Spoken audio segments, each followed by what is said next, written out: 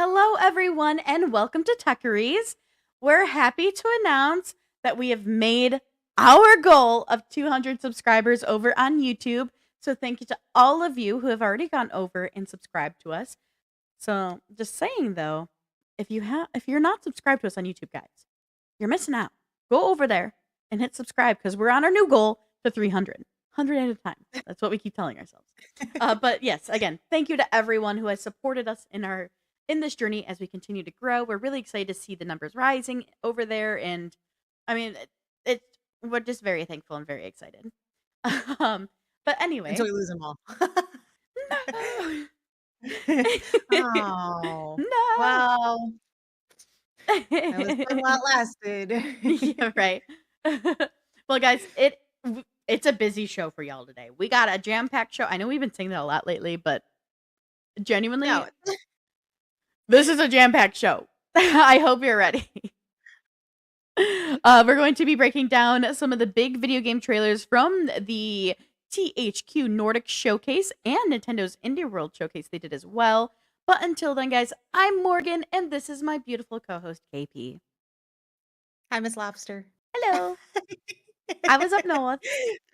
I'm gonna call her Lobster all day. It's gonna Please be great. don't. Please don't. Please don't. All right. Well, on top of that, the NFL has a new measuring system for the season, which is interesting. Rumors are flying around the new PlayStation 6, and Phasmophobia unveils not one, but two maps that will be coming to a ghost hunting season near you. So, with that all said, let's dive into all the news with your Tech Pulse.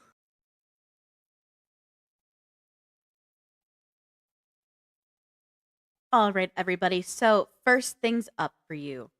Battlefield 6 open beta news is a hot topic after it released on August 9th. I have a video for y'all that I'm going to go ahead and play for you.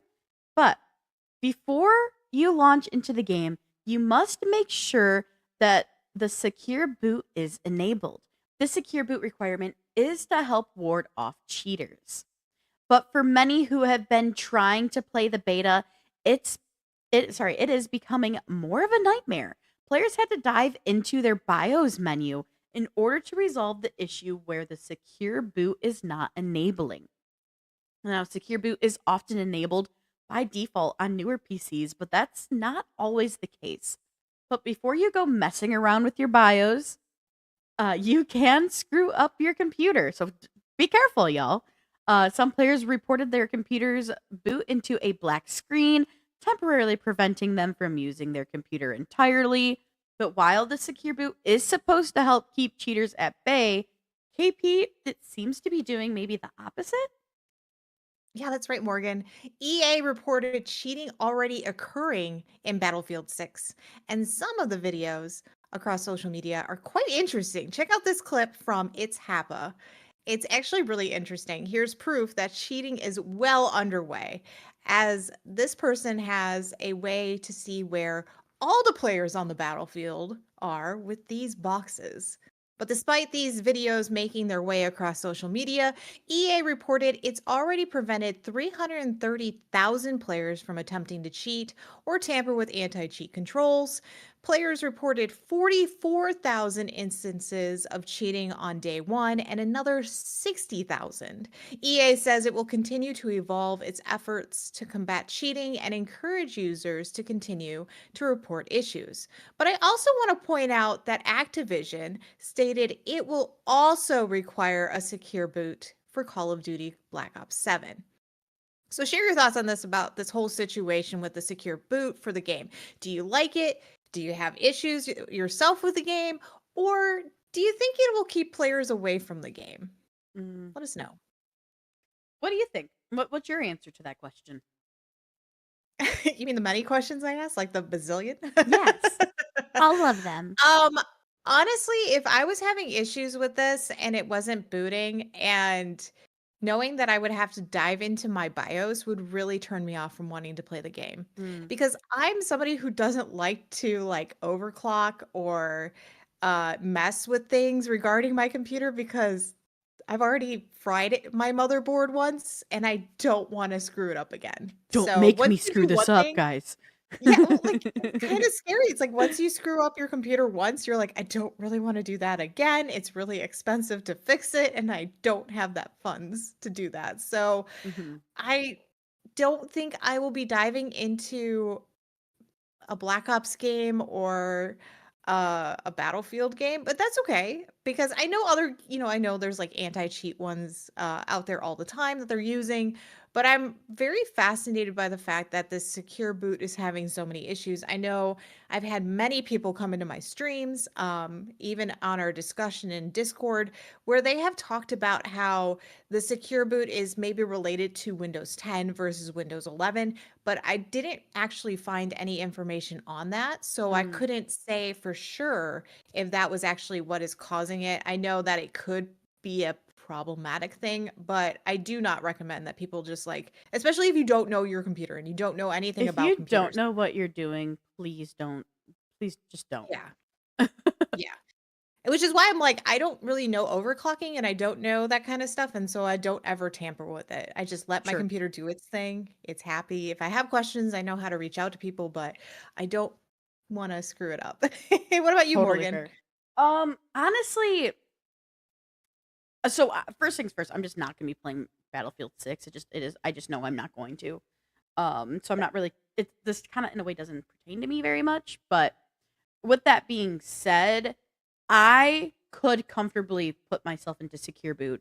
I have done a lot of that stuff. Like I grew up.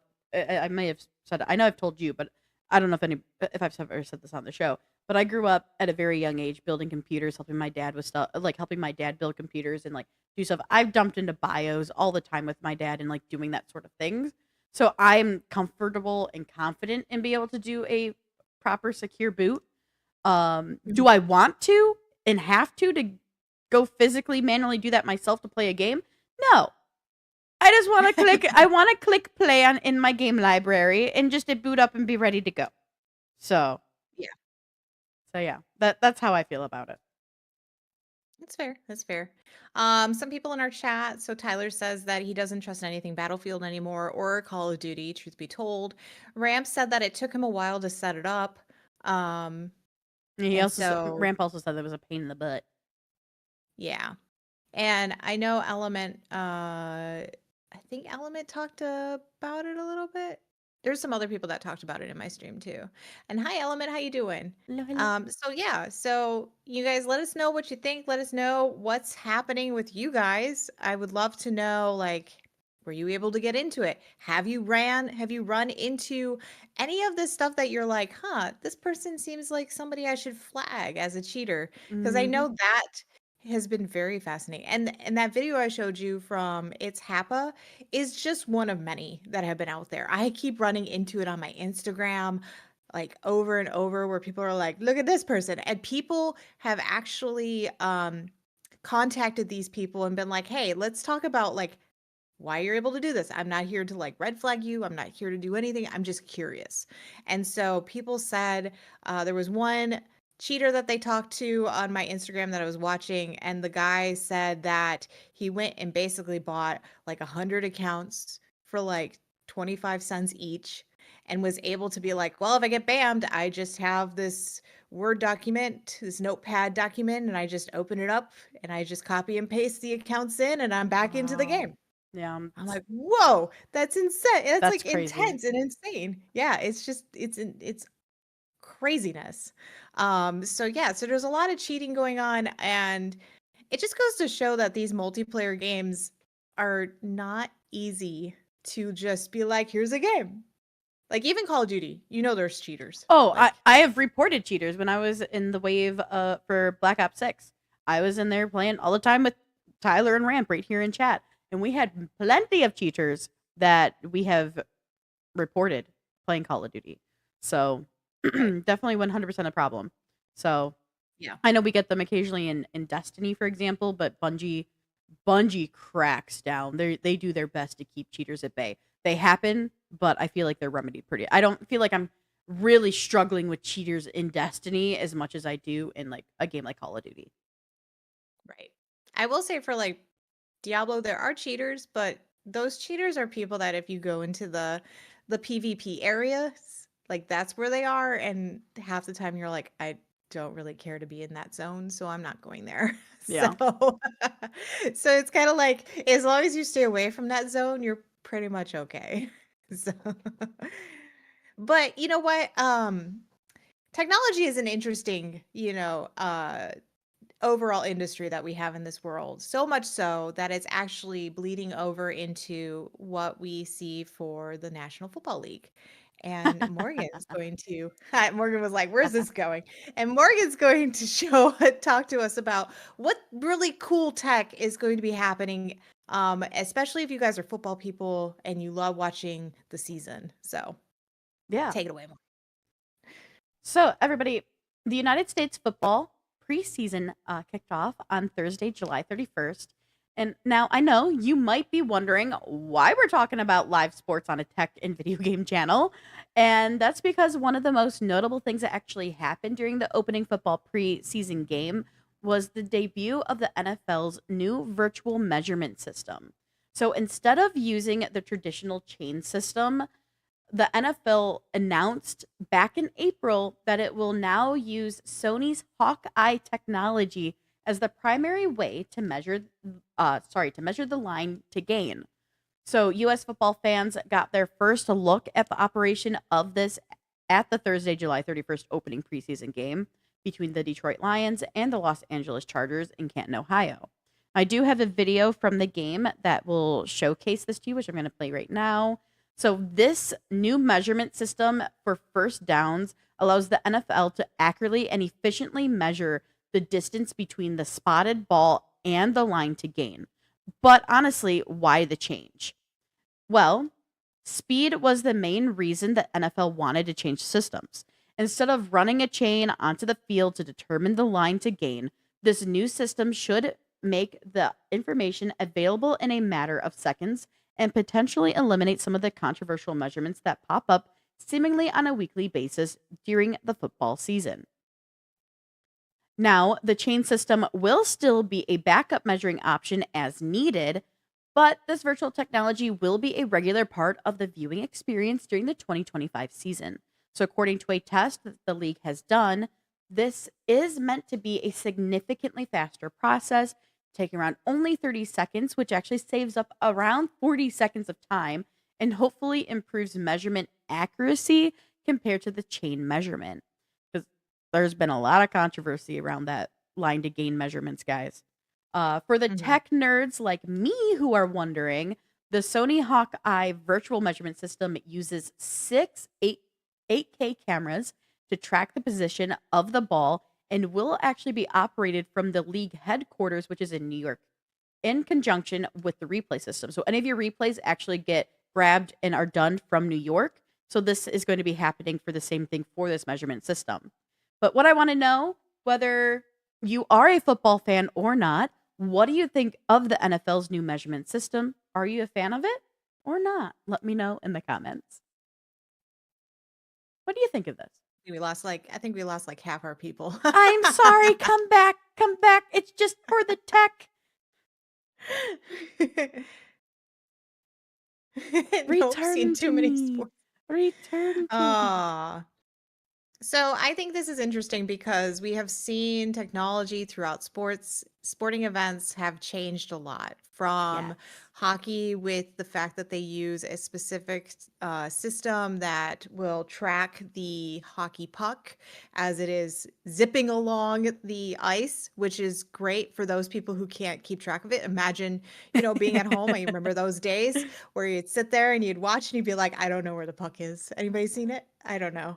To baseball. We have seen with baseball, they put up the actual hitbox and everything for the catcher.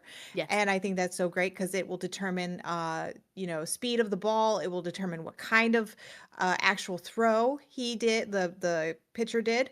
So all that stuff is really great. And it even shows like trajectory of the actual ball when it's hit or if Hmm. it's not, like if it's just grounded out.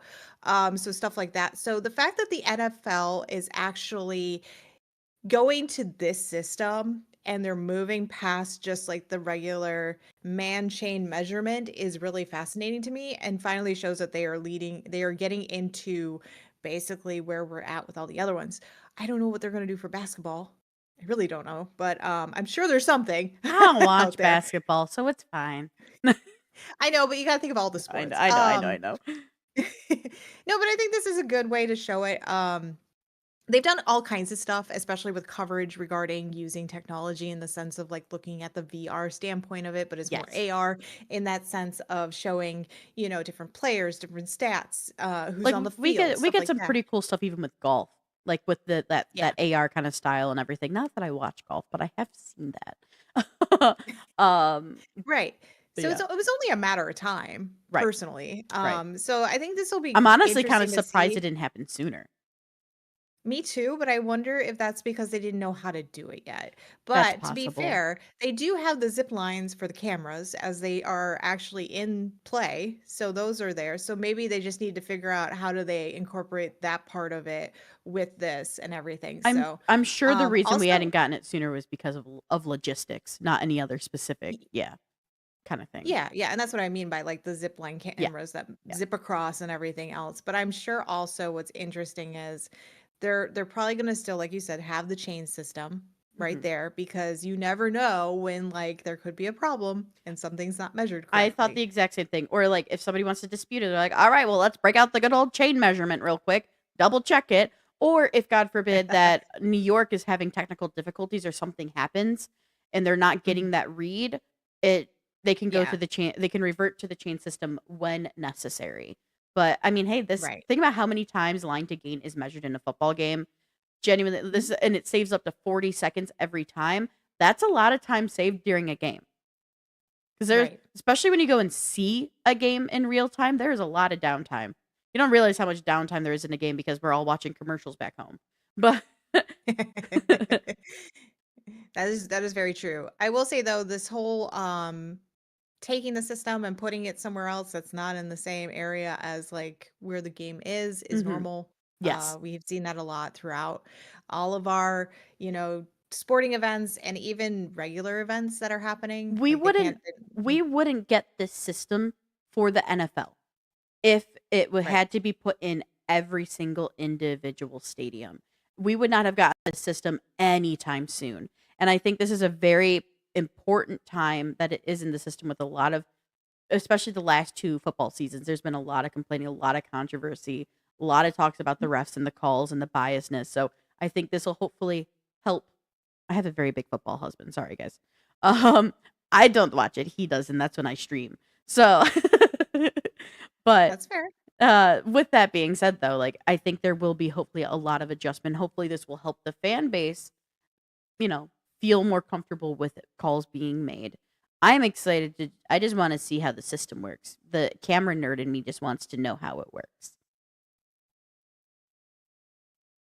I think there is also. Also what? Oh, I thought that was new. It's not. I thought they announced that the first female ref was going to, maybe it was for something else. Maybe it was for baseball. Sorry, I was in a female kick. Gotcha. Yes, okay, yes. It was going to be the first female umpire for Major League Baseball. We have our first female umpire, guys. Sorry, That's it's so not a tech thing. good. It was just a female thing that I really wanted to say. It's a female thing. You don't understand. um All right, Elmet says that I always know how much downtime there is because I stare at the clock wishing it would go faster. Fair. And Tyler says Dan will probably be playing it. Yeah, he'll probably be playing the games for sure. He'll have him running. Absolutely. Oh, yeah. But as the football season's starting to heat up, so is, so is some devices, or a device Well, specifically. well, I mean, it is hot. I mean, Morgan, Yeah. you're not a lobster for nothing. I was in the sun, in fact. Shit. Couldn't help it. I couldn't help it. I had Mhm. to. Uh-huh. Okay, well, it looks like, you guys, that the Switch just can't handle the heat. Nintendo issued the same warning they issued when they released the Nintendo Switch 1. They stated when using a Nintendo Switch or Nintendo Switch 2 in a high temperature environment, the device's temperature may rise. This could potentially cause malfunction, so please use it in a location between 5 to 35 degrees Celsius. So let me tell you what that means in Fahrenheit, because you guys are probably sitting back here going, I don't want to do the math, and I totally understand. So I did it for you. So in Fahrenheit, it would be 41 to 95 degrees. So in other words, just be careful when using when using yours in the sun, or better yet, just stay inside with the AC. So do you think these kinds of devices should be designed to handle outdoor heat better, or is it fair to say that they're just meant for indoor gaming? Honestly, to go off of that real quick, like I think it is already pretty well designed for heat, with it being 41 to 95 degrees. Like that's hot. Now, you should It wouldn't not last here. be I'm not gonna lie. n- It no, and would that's not fair. last It wouldn't here. last here even in Michigan because it's the question is rather, are you playing this game? Like, are you playing this device, specifically your Nintendo Switch 2? Are you playing it in direct sunlight? Because you know what I do when I go to the beach with my phone? It's in my bag. It is not where that can be in direct sunlight because that heats it up Mhm. even more. Now there could also go into the conversation. What games are these people playing? Are they taxing the CPU, the GPU fat harder and causing it to heat up more in that way? So that's why it's causing those fluctuations, especially when outdoors in the main heat. So part of me wants to say I think it's already pretty well designed, but there are factors you need to be worried about and to be safe about, which is like direct sunlight. Maybe if you're playing an extra taxing graphic game on it, maybe don't play that one outside. Maybe do that inside only. You know, that kind of thing. There could be room to make it better, maybe add a better coolant system in it, but it's Nintendo and their handhelds, and we all know that they're not going to get upgraded anytime soon for that. So, I just think in general, handheld devices, whether it's our phone or a gaming system, need to be better properly ventilated for heat issues. Like there should be just like our computers have fans that push out the heat. Like that's the job of the computers fans is to push the heat out. And even like the water coolants that are out there that are supposed to help with mhm. keeping everything cool. Why can't we have something within our devices to help with the escape of excess heat that we get Yeah. from using a device? I mean, Yep. that's a big issue. Whether it's a device that you're actually playing, or you're out and about. Like I could be in my car taking a phone call, and let's say I'm like, "Oh, well, I don't want I need to take this, it's important." I've had my phone just die on me before, um, because it's Yeah, just been in shut down. excessive heat. Too hot. Just Goodbye. done. And I'm like, Boom. "No!" Uh, but, like, even in general, like, let's say you are at a festival and you need your phone because you Mhm. need to get somewhere, but it's too hot outside. I mean, I think in general, we should be able to have devices that can withstand excessive heat and excessive cold. Yeah, and, And therefore, like, especially for emergencies, like, what if there's yeah, like, not, I know I'm getting absolutely. away from the gaming device thing. Like, that is not an emergency. I understand. But in general, what if there's an emergency? You need to be able to use your phone. And if it's negative 10 degrees outside, your phone might not work. Just like if it's 110 degrees outside, your phone might not work. Yeah. So, like, in general, for any kind of device, we really need to start thinking about how can we make them better at withstanding excess heat and other elements such as cold and water and Yes. rain and like all of this stuff. Sand. Sand, water, Sand.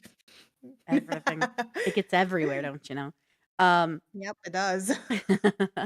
so with that being said, though, there's also the fact, like, so for example, just to go off of like your how people like use their devices and everything. I watch a streamer, or sorry, a streamer who does mostly vlogging now. So I have a YouTuber that Mhm, does a lot of vlogging. I watch his stuff. I love his content. I watch it every day with my husband. And there has been, because they are in the UK, they've had the just Europe in general has gotten a massive heat wave because it's just happening across the world right now. And the thing that happened, like, he actually has one camera that's like so he can take regular calls, and like we can be a part have that be a part of his vlog for really big important things that he wants to share with us. But then he has another phone because he's just using phones to vlog. It's easier, more compact, easy to travel with. He's like, sorry guys, had to switch to this one. My regular vlogging camera or my vlogging phone is overheating because he has a farm. He's out on the farm and like he's out in the sun. Like, so like think about it. There are people using your devices also to film and do stuff. Like people Mhm. use them for so many different things, not just like to call or to play some games, this and that. Like if we can get them to a point where they can be able to release that excess heat to where they can be working better. Because sometimes if you let something get too much excess heat, you could be frying something and causing issues for yourself later down the road with that device. So Right. it can be in a lack of a better way of putting it, excess heat on a device for a long period of time could genuinely be like a ticking time bomb. Well, our chat definitely had a lot to say too on this topic. So, to go back through some of the things that were said Yeah. here, um, so Ramp said that his AC unit broke down at work, so he knows the feeling. Oh, I'm so sorry. RIP. Yeah. Element says, I can't use it in my room. Another reason to not buy a big Nintendo product. Tyler said that my Game Boy lasted longer outside than the Switch back in the 90s. Gremlin said it was 109 here the other day. Ew. Uh, which then Element said was 106 for me with no AC at home. You poor, poor person. Tyler said that he's just waiting for Cyberpunk to come true and that he can send phone calls and texts with his eyeballs. That'd be fun. That would be fun. And then Element said that he had a phone actually shut down while he was stuck in Fort Worth. Traffic, and he was using it to navigate. Granted, it was like 115 degrees outside, and he was on a motorcycle. So Oh that alone man, just even states like, if you're using it to get you somewhere and it's important, we need to think about this. that's So crazy. that is crazy. So keep the conversation going, guys. But we're gonna move on to our next story, which is all about rumors. Yeah, yeah, we Ooh. have actually a couple rumor stories for y'all today. But while staying right now on the theme of like devices that you can use, the fifth anniversary of the PlayStation 5 is around the corner, and whisperings and rumors of Sony's next gen console are starting to circulate. So, in a YouTube video from, I believe it's Moore's Law is Dead, a leak shares detailed information about the PlayStation 6's possible specs, starting price, and release timeframe. Now, while Sony has not confirmed any of this information, and they are labeled only as a rumor, these potential leaks show that Sony may be prioritizing lower power output and keeping the costs in line with previous generations for the upcoming PlayStation 6. There are claims that the next gen console will have 3 times the 3D rendering and performance compared to the base PlayStation 5. This is also about 2 times what the PlayStation 5 Pro offers as well. It is also rumored that the PlayStation 6 will have backward compatibility not only for the PlayStation 5, but for the PS4 as well. Now, the potential price tag for this next gen console is rumored to be 499 US dollars. But that's not all. Sony is also reportedly working on a new handheld device that will complement that PlayStation 6 console. So, according to the leak info, the PlayStation 6 handheld will have a micro SD slot, an M2 SSD slot, a touchscreen, dual mics, and haptic vibration. Additionally, the rumored specs for this handheld is believed to beat out the ROG Xbox Ally X and is also believed to have a USB-C port that could offer video out capabilities on devices such as your television. Now, the PlayStation 6 handheld could have the price range between 4 and 500 US dollars. But as more of the rumors actually sorry, what did I write? I don't know. What'd you write? I'm I sorry. I typoed myself. I'm sorry everybody.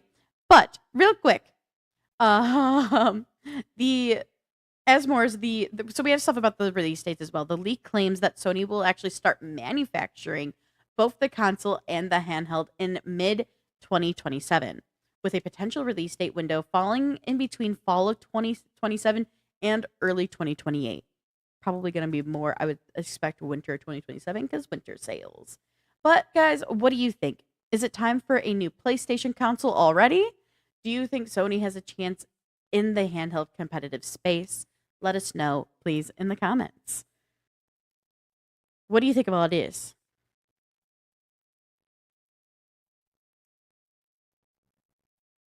Sorry, I was handling something in our chat. You are okay.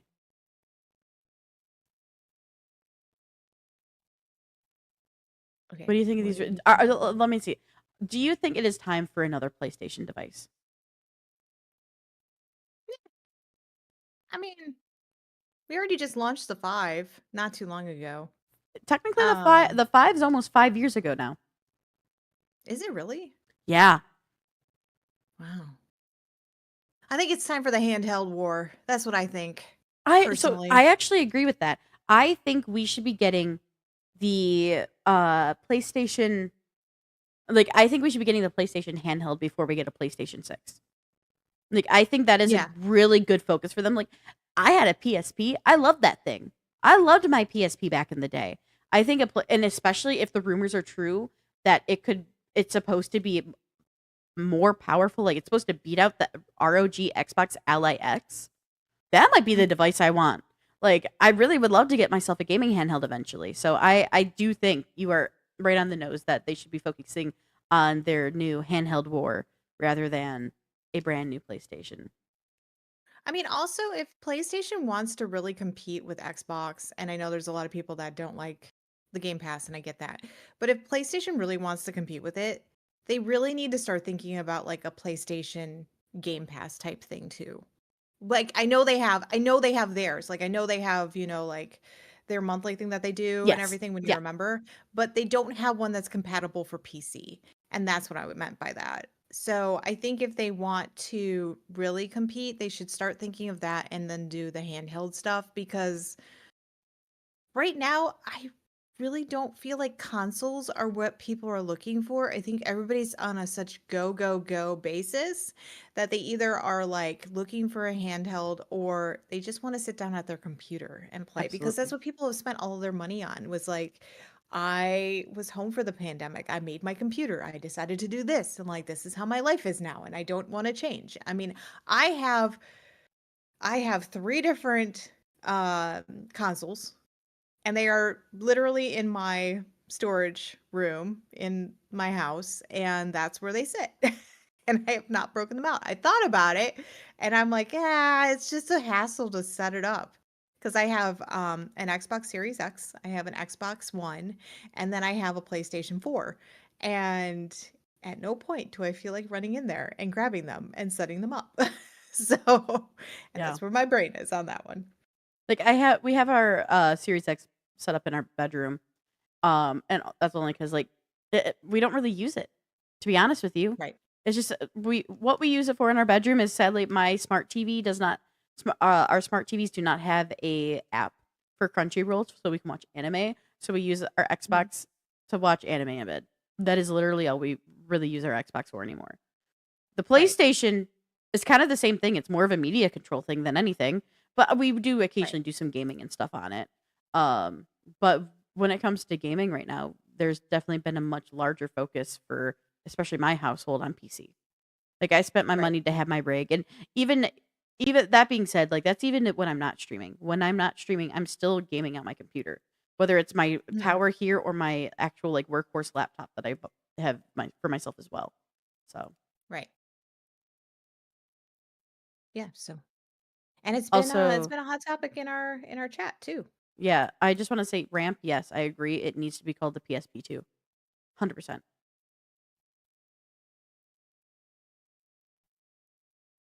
Yeah, it looks like chat is definitely saying, like, it's too early for a new console. Like, that seems like the Mhm. resounding response from all of y'all is way too soon for a new PlayStation console. Yeah, and people haven't turned on their consoles in a long time, so I get that. Yeah, absolutely. And yeah, an Element even stated like that the PlayStation 5 Pro only came out like a year or so ago. So I do think they need Right, that's to. why I thought it was so that's why I didn't think it was Here, let's 5 see. when you said it was When 5. did when did the PlayStation 5 release? And then I'll ask when the Pro released. Yeah, so the PlayStation 5 was released on November 12th, 2020. Okay. Um then let me see. No, the PlayStation 5 Pro. The Pro was released on November 7th of 2024. So it's not even a year yet for the we're getting close to a year, but the Pro is less than a year ago. So I definitely don't think it is time. It's not even. I don't think anybody's thinking, "Oh man, these graphics are shit. I want a new upgrade for my console. This is a big deal." Like y'all, how long do we normally? How long Well, was between the 4 and the 5? Let me look that up. I don't know.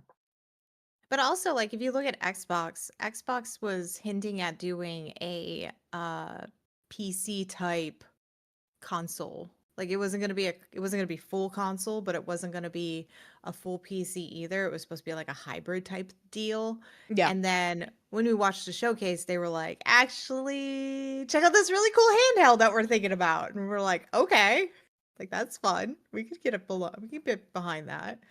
Um, so yeah, I think there's other things that they need to focus on besides a console. yeah. So I just looked it up. The PlayStation 4 was released on November 15th, 2013. So with like all that being said, it was 7 years. There was a 7 year gap between the PS4 to the PlayStation 5. Right now Right. we're about to hit 5 years, but with when they're expecting launch for this, we would be hitting that 7 year mark. Mhm. So, hmm, let's see, that was November of 2013. When was the 3? Yeah, and the 3 though was 2006. So we Okay. had a much bigger gap then, which honestly, I think that's what we need. We need another big gap before another new go handheld. We'll accept a handheld, but I think a full console's too soon. Yeah. Hmm. Hmm. Well, we'll wait and see. We'll probably know soon. Yeah, we'll see what happens, but that's just a rumor, guys. Obviously, that information could be wrong. We'll see what really is going to happen and what will become of the PS6 or maybe their handheld. But for now, KP, actually, you have another rumor for us, don't you? Yeah, the rumorville just keeps going. So it's been a while since we've heard news about Metro Prime 4 Beyond. Do you guys remember when that happened? Maybe, maybe not. Maybe. Well, maybe, you know. Well, you might remember then, if I tell you, that Metro Prime 4 Beyond revealed its trailer back in March. Now, since then, it's been radio silence. Nothing. But Nintendo leaker Kiwi Talks prompted the concern amongst fans, saying it was originally due sooner, closer to when the Switch 2 launched. Now, this concern brought up just days after Nintendo's recent third party focused partner direct contributed a sense of unease among fans over the game's arrival. And Nintendo stated that the game would be available later this year. So, I took a look at the Switch's release schedule for the rest of the year. And here is a lovely breakdown of what we could be seeing. So, Drag and Drive is supposed to come out August 14th. Kirby and the Forgotten Land, Nintendo Switch 2 Edition, plus Star Crossed World both come out August 28th. Pokemon Legends Z through A comes out on October 16th. But as you will see, there is no word on Metro Prime 4 Beyond or Kirby Air Raider or Air Riders. Wow, I cannot say it. So do you think Metro Prime 4 Beyond will be ready for release this year? Let us know. I'm be honest with you, I think it will be. I think it's gonna get a nice announcement come, honestly, probably like November, and like they're gonna probably launch their pre-orders mid-November, have it probably be official launch um just after Black Friday, after Thanksgiving here in the US, and then from there be it completely available for holiday sale, because that'd be a So very hot item for the holidays. so do you think I mean, if they're gonna give us anything, it might happen during Gamescom, That could be. That could be. which is August 20th. Um, We'll have to see. but at the same time, it's really odd that we haven't seen anything. They've had Nintendo Directs. They've had all this stuff that's been happening, and they still haven't released at least not even a little bit of a like a hey, just a reminder that this is still coming Mhm. out. So that has me very worried. I Unless they're mean, planning a larger Nintendo Direct event specifically around Metroid. Because I don't know. We were very Metroid concerned is a about Fable, massive. remember? Well, Fable we're not going to hear until the Game Awards. I will be floored if we don't hear about Fable at the Game Awards. I have a Um, feeling that Metroid will be held off until next year. I think they're running into some issues and because it that's is different. possible. Mhm. And we But who it knows? is different. It is a completely different platform-based game Yes. than the other Yes. ones. They So there I is think a we're going to version see. I think there's I can't remember it because I was when I showed Dan it, he's like, "Oh, it's like like such and such," which is closer to one of their games. I guess they have done this style before in Metroid. I don't know. Mhm. But we'll see. It could be this holiday season. If not, well, I would if we don't get it this year, I would expect an announcement also at the Game Awards because that is if it is ready for an announcement. Yeah, I mean, it is interesting that there are prices for it, Yeah. like 50, like $60 price tags for this, maybe Hmm. 70 depending on what website you look at. Okay. Um, but I don't feel like it's really weird. It feels like everybody's hiding everything on us lately. It's like, "Oh yeah, we have this game, but we're I mean, not going to tell you about it earlier in anymore." the year, earlier in the year though, there was a lot of leaks that happened. Not with this specifically, but just across the gaming industry. So maybe people are trying to keep things like more in their control. Okay, I have come to the conclusion there are two types of release information here. We have the people that don't want to tell you anything after they And that's fair. release, like, the official, like, here's our trailer, teaser trailer, have Yeah. fun, get your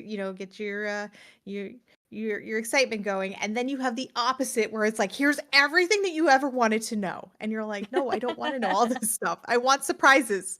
Please put this away. Me And constantly with so movie like trailers.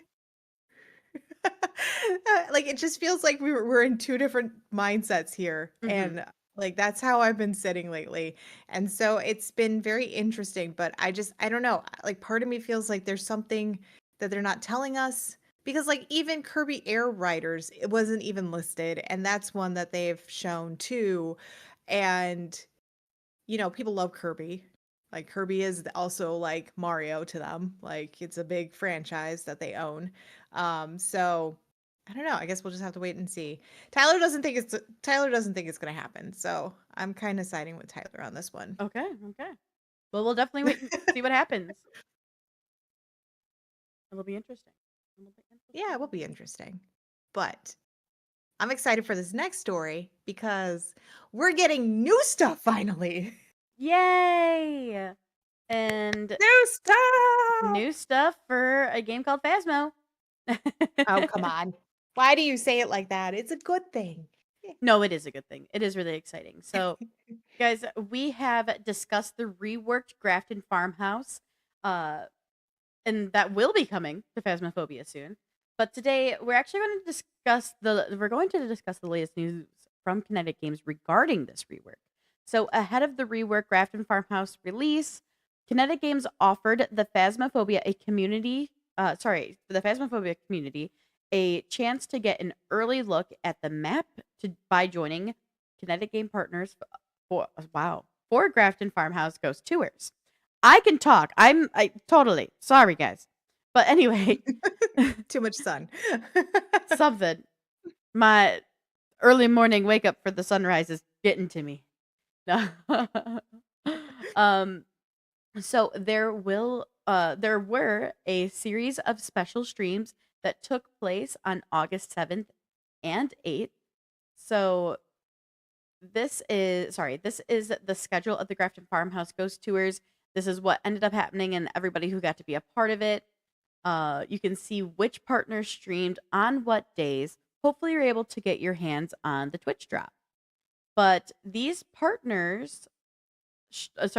streams were the only place you can earn the animated version of the Reaper card and the Reaper ID card and badge. Standard versions of these Twitch Drop awards will be available via a second Twitch Drop campaign that will go live alongside the Grafton House rework release. Now, So people know there's like two different versions. There's a foiled yes. version, which is the only version that you can get from somebody that is a Twitch partner, and then there's the regular version Twitch drop that you get from basically anybody that streams the game. So, just so you guys are aware of the differences, I was able to snag my foiled one, so I'm excited. Ooh, very nice. I was not. I was up north. Well, stop it. Just stop. I'm sorry. But anyway, now as I said, we're gonna be getting a second Twitch drop soon. But when will that be? So us ghost hunters will actually be able to dive into the updated Grafton Farmhouse map on August 12th. So only in a couple of days, y'all. Uh Please do note that Kinetic Games also plans to expand what they have to offer as Twitch drops. So they will include player cosmetics to their future Twitch drops, not currently, but their future Twitch campaigns, after they release their player character update, which doesn't have a release date yet. But KP does have a sneak peek at what we could see for that player character update in a bit. Anyway, which map do you want to see reworked next, or do you not want any reworked? Let me know in the comments. But hey, guys, that's not all, because KP has actually more Phasma news for us. I was like, "Do you wanna discuss it or you just wanna keep going?" I'm up to you. What would you like? Do you have anything to discuss about? Well, you asked, like, which one do you wanna see reworked? Oh, that's fair. Yeah. Do you have a map you want to see reworked? I was trying to think of, like, what one would I wanna see reworked. I think part of me would like to see the high school redone a little bit because I feel like I it's so don't massive. disagree. I think the high school can have a better layout. I don't think it needs to Mhm. be reworked in a whole format of, oh, let's give it a completely new look. But I think the Right. floor plan can be definitely not necessarily easier, but just make more sense, be a little more cohesive. I think also what would be nice about it is just like the campsite, you can have like the big map and then you have the Hmm. smaller map. I think what would be nice with like the police station, or the jail, I should say, the asylum, and the high school is if they gave us like a smaller version of it too, because when you're just playing with somebody else or if it's just three of you, it feels Hmm. very overwhelming. And not being able to have more than four people with you, especially in those bigger maps, it's kind of like I don't know where I'm going, or I don't know where it is, or I don't know, what's And what. a way to combat that too is like one thing I would do if I was in their shoes. If we would, let's say we want to max the player count to 6, and if there are more than 4 people in your lobby, you get locked to only specific maps, which are the larger maps. You can only play these maps with larger people, because I do think the smaller maps Mhm. would be a little intense with a little messy, a little clutter, a little crazy with that many people. But like if we think about how we all complain about how large the asylum was, the camp can be really big and hard to pinpoint in like Mhm. information. Yeah. So I think it would be And forget exciting the to jail. see, yeah, the jail as well. The Mhm. jail one doesn't bother me as much as some of the others, but it is still very large. It's 2 different section 2 different blocks, the connector of the blocks, the upstairs of those blocks, a whole lot of stuff. Mhm. So, on top of I the mean, high not as school bad as as what well. the original asylum was. The original asylum was definitely like you walked in, you literally got lost, and then you're like, "Help! Yeah. Help me!" Like, We'll remember we did a lot of, asylum stuff for a while, and then, like, we always ended up having someone stay in the truck to help navigate the people inside back because we could never remember how to get back. right? The whole time you're like, um, which way do I go? We need Yeah, what for the asylum, we need what they did the, uh, for Infestation Origins, how you can actually carry around a map, like, kinda like right? blueprints of like, give me that. I would love that. Right. That'd be Which, by the way, awesome. Infestation Origins, can you do some more updates to your game? Sorry. No, that's We want fine, more that's fine. updates. Give us something. Feels like that has gone to the wayside. Yeah, I just feel like there are some maps that could benefit from maybe having like, even if it's like, okay, you only get the first floor of the high school and that's Yeah. what you work off of. Or like you only get one side of the jail cell. Like you only get block A and that's what you work off of. Or even with the asylum, it's like you pick a specific wing and that's it. And that's the side that you get. Just like with the campsite. They really narrowed it down. I feel like there are things like that that could be very helpful. I don't like Point Hope. I feel like Point Hope is very um it's very windy and it's very like it just doesn't feel very fluid from a Mm, player standpoint. Like, it just feels like it's like, "Okay, I go up and then I come down." sure. And at least with the other ones, it feels like it's a little bit more like I go in and like, "Okay, there's a ghost. Oh, I can go this way." With Point Hope, it's like, "There's a ghost. Where do I go? Up or down?" And if the ghost is coming down, you're like, "Ah, crap, I gotta go down," and like try to run away as fast as possible. But also, like, where do you hide? I don't really like you can hide in a room, but at the same time, it does feel kind of like I don't know what room to hide into, and I don't know what else is really there because it's very cramped feeling too. Sure. Sure. Sure. Well, Yeah, I just my thoughts. yeah, yeah, yeah. I think that the high school is a fantastic option for a specifically a rework. However, Mhm. a lot of the other houses, I don't want reworked. I like them how No, they are because, what was the one was it Bleasdale that got reworked? Bleasdale got reworked and Grafton. Yeah, they I were the am 2. They were the 2 older looking ones that looked like right, they were right. cabins. Yeah, I do not like Bleasdale's rework. Like, no, it's it's massive. it's massive and it feels really clunky to, like, navigate through. Where Mhm. like like the original design, I feel like it was still big. It was still a very big Yeah. one. It still had 3 floors. Mhm. I do think that they kinda I don't know, I don't like it. And I can't quite fully describe it, but I think it's almost too big now. The other one was still big, but I still knew where things were, and maybe I just need to get in Right. there and play the map more and get more familiar with it again. But I also feel like And it's that's the other a little issue. harder to see in it than and that one was always Mhm. hard to see in to begin with. So I just I don't know. I don't know. I didn't vibe with the Bleasdale rework. So, Well, I do feel like with the Bleasdale one, so I played it with Shirtless Dan, mhm. and literally he was like, "I'm over here, kitty," and I'm like, "Where? Where Where? did you go? I don't know this map. I don't even know the house. Like, I have Yeah. no idea what's what." And so he ended up outside, like on the garden, and then he was in the back because like you go past the garden, and then there's another place where it opens, and then there's another room, and then he got killed. And I was like, "Well, now I don't want to go do this." Like, it was a whole thing. I was like, "I don't wanna do this because like, I personally don't know where I can go." Yeah. No, for sure.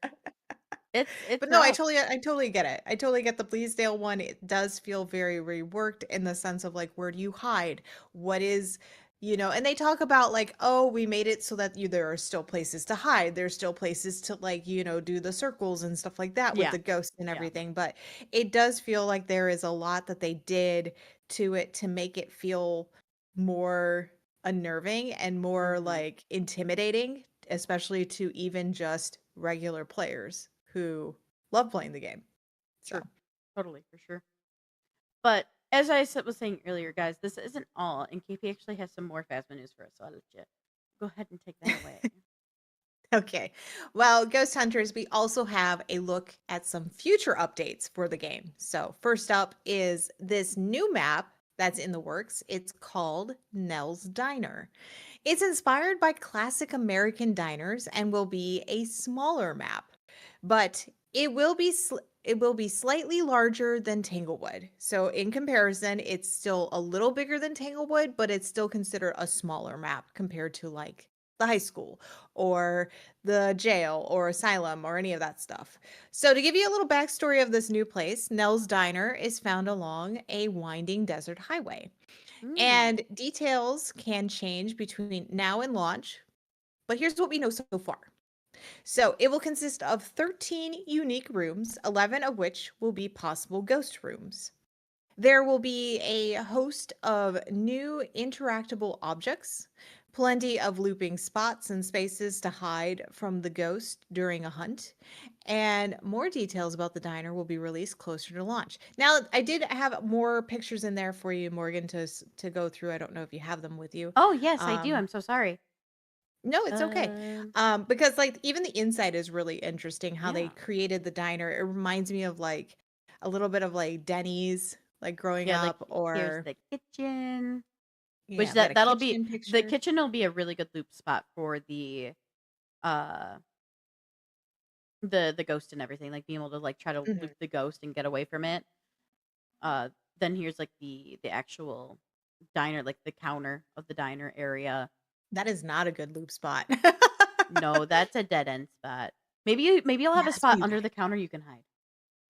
That'd be cool. That'd be, I think, really cool. And then I think there's Is there one more? I think there's one. one more. I think there's one more, Oh, yeah, which shows like here's what. here's some food.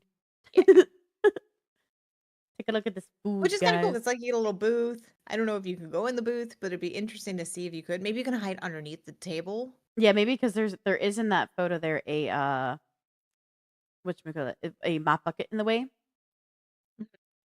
And then there's one more. I just double checked, which is deer? Is that I don't know what the image. Oh, Oh, no. that's for the next part. Ah! So, speaking of this, it's okay. It's all good. So, Sorry. no, we can go to it if you want. Okay, here you go. Okay. So, we're also finally getting a sneak peek at the player character update. So, this picture shows different hats, some boots, a different type. It's either a hoodie or a jacket. I'm actually not quite sure because it's hard to tell in the picture, Maybe but both. hopefully we'll learn more about this player character update soon.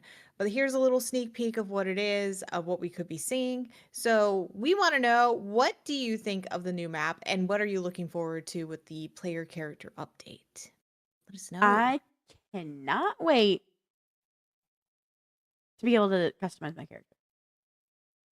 Be able to what? Customize my character. Okay. We have I been was like, out we "What?" you and I specifically have been requesting that for a very long time. I honestly think that, so we talked about reworking of maps and all this stuff. I really do feel like our character models and all that stuff really do need a rework.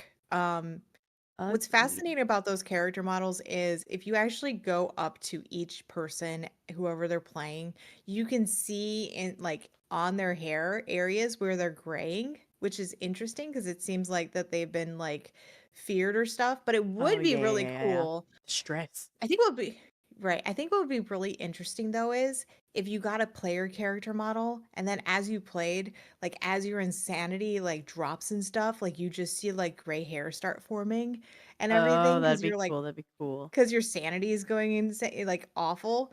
And I think that would be an interesting technique for the game, but I'm really putting it out there for them to think about that kind of stuff. But Yeah. I do think that character models updates are definitely needed with especially considering we like literally can go inside of each other, which is always fun. Uh, always fun when you can see inside other people's brains. Uh But I think out of everything that they've done, like, because 'cause they've added more ghost models and stuff like that, and they know they've reworked those and tweaked them and everything, then I think that's the next big thing that they really need to work on because 'cause we've had everything else kind of updated. I think the maps are good. I do think Nell's Diner will be interesting. I would love to see how it plays out. I like that I agree. that it is a smaller map overall and not one that is huge. I'm glad that they went a little bit smaller because, then it kind of appeals more to people who are maybe playing with only 2 or 3 people, and even 4. Like it makes it a little bit easier. And it could become, who knows, maybe it'll become our next warm-up house. That'd be cool. That'd be nice. That would be cool. I would like that idea. Are you ready for this next one? I actually am. I think this is so fascinating, to be honest, because literally I'm kind of obsessed with this game and I don't know why, because I just want to see what they're going to do with it. I think you're And just I know obsessed that with the it was story. a little bit, but I'm also obsessed to see like when they started making changes, I'm like, some things are happening, Morgan. Mm. All right, everybody. Good old Light of Motrium, which is currently under criticism and a lawsuit from Sony due to its close resemblance to the Horizon franchise featuring Aloy, has seen some notable changes to its Steam store page since we last covered this developing story. So let me pull up this page real quick for you guys and show you it.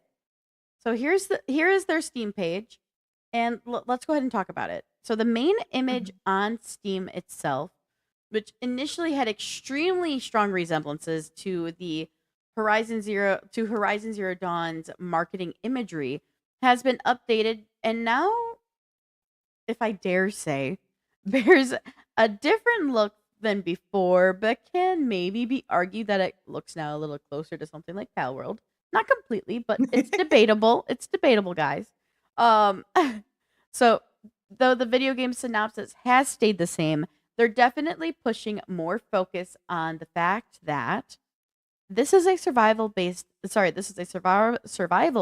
base building game that can be played with friends and can feature online PvP, whereas the Horizon franchise has no base building and is only single player.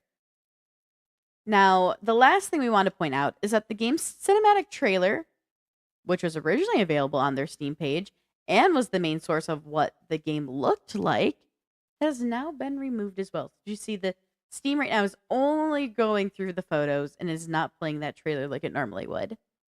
So, with these updates and removed visuals, do you think the game Light of Motrium was ripping off of Sony's Horizon Zero Dawn franchise, or do you think it may be safe from its pending legal battle with Sony? Please let us know in the comments. I'm sorry, I'm dying. So I do want to also point out too that this game now has a release date. It is now going to be released in Yes. 2027. That should give them plenty of time to do any fixes that they have to do. But honestly, I have looked at this game over and over and over and over again, and there are things that, yes, I know look very much and very similar to Horizon Zero Dawn, and that franchise. I've actually rewatched our coverage of it too, and looking at the trailer that you showed, I was like, that character doesn't have red hair, has brown hair, which I thought was really funny. Um, I think it's in the more of like trailer, it had brown hair. yeah, the image, so like the imagery though, like the marketing Yeah. images, which I'd like to Oh, pull yeah, up. no, the marketing images had a girl with red hair. I She had totally red get hair that. for Yeah, sure. yeah, yeah. No, no, I totally understand that.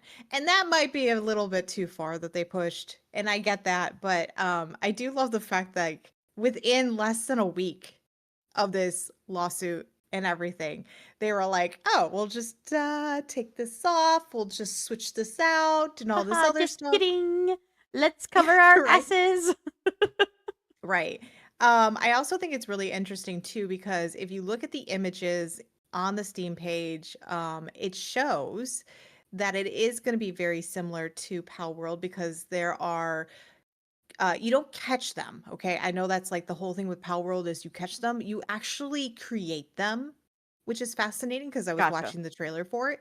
Very cool. And then they help you around your base. So like they water and they do other things, and I'm like, oh, that's cute. But those are similar mechanics that I don't think that Pal World would have a leg to stand on personally, Mhm. because let's just face it, if you look at any base building game and you have companions or people, like you're going to tell me then that people are an issue because they're also helping around because that's what they're Right. supposed to do as NPCs. You can't really ding them for that. Um, I do find it very interesting though that they quickly made these changes because I think they came down to we're in trouble and we really Yes. need to not be in trouble. Do I think this gets them out of their legal battle? No. I No. still think they're going to be scrutinized. They're still going to be, everybody's going to go through it and see what other things I think are relatable and what could be rips off, yeah. considered rip off or I, copyright or anything else. I think that's still going to be yeah. underway. So I don't think they're out of the legal battle, And umbrella honestly, yet. like to go off of that, like I think this is going to go under not necessarily a immediate like they have filed like a complaint like Sony has against this in California. But with Mhm. that being said, I do believe sorry. I do believe that this is going to like we saw with Schedule 1, it is going to enter a legal investigation. They're going to go and look for it, the copyright infringements and see is there a standing for further legal prosecution. Mhm. Is there a standing for us to take this company to court?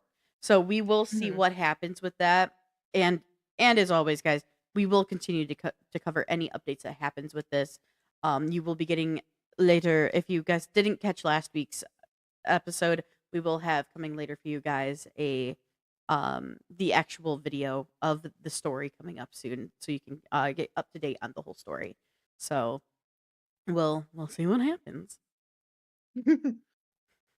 But speaking of big stories, we covered this next one a long time ago, and it's finally gotten an Yeah, update. I don't remember us covering it, no No, offense. we did. I got you. I have a You crazy. must have covered it. You must have covered it, and I I didn't. covered it. Yeah. This is a long. This Always is an old story. Like this is an old story that finally has gotten a new update. yeah, yeah.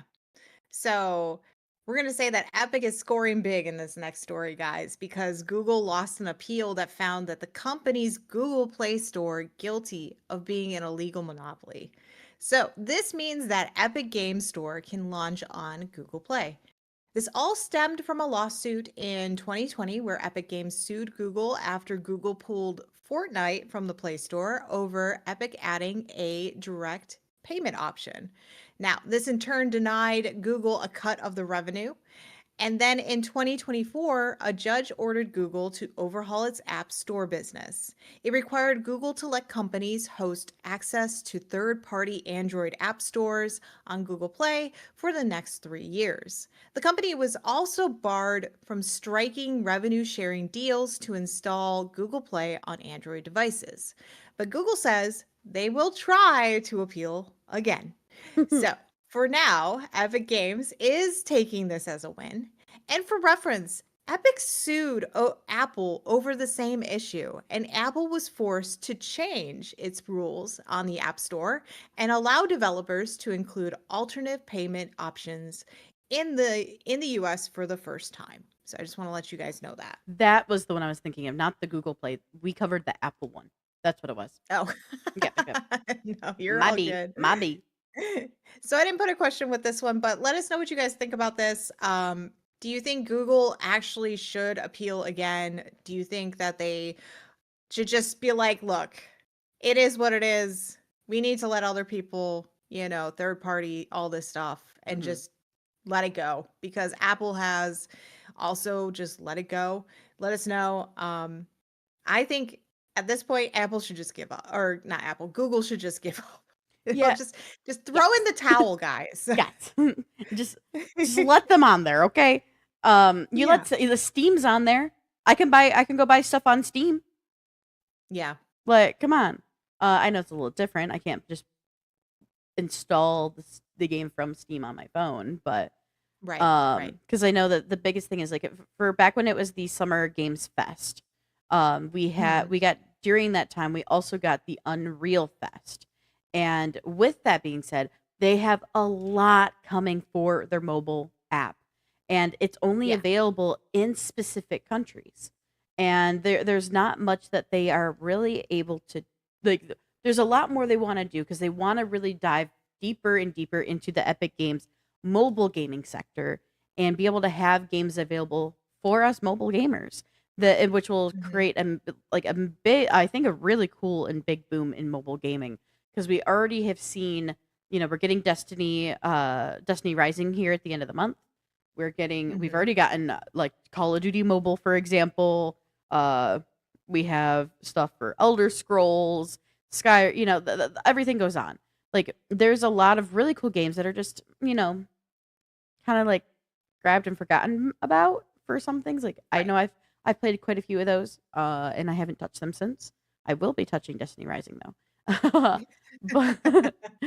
but what I'm getting at though is I think this will be a really exciting boom for what type of games we can get on our phones and on our tablets, on these mobile devices. Mhm. That way we can really mess around and see what happens. And one of the blockers for Epic has been these rules with Google and with Apple, and we've already seen what's happened with Apple, and Google right now is not in the winning. So I think this is a great win for Epic, and I'm excited to see what comes from it. Yeah. Alright, with that said, though, I think it's time for a break. We've had an Yeah, hour and 20 minutes of just straight news for you guys. So, just straight news. A lot of news just this straight week. news. I need more water already, guys. With that being said, though, we're going to take a quick break. And when we return, we're actually going to be covering and going over games from the THQ Nordic showcase as well as Nintendo's Indie World showcase. So please stay tuned. We'll be back momentarily talking about a bunch of video games. So until then, guys, we'll see you soon.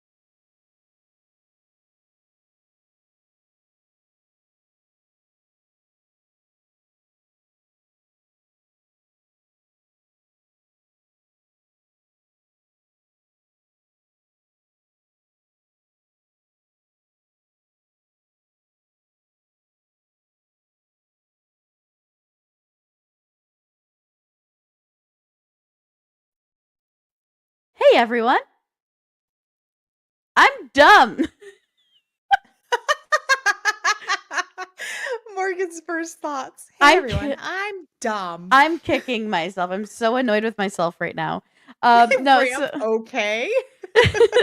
Don't worry, she'll explain herself. Just give her 2 seconds, yeah, guys, I'm sorry. okay? So, Oh, KP. damn.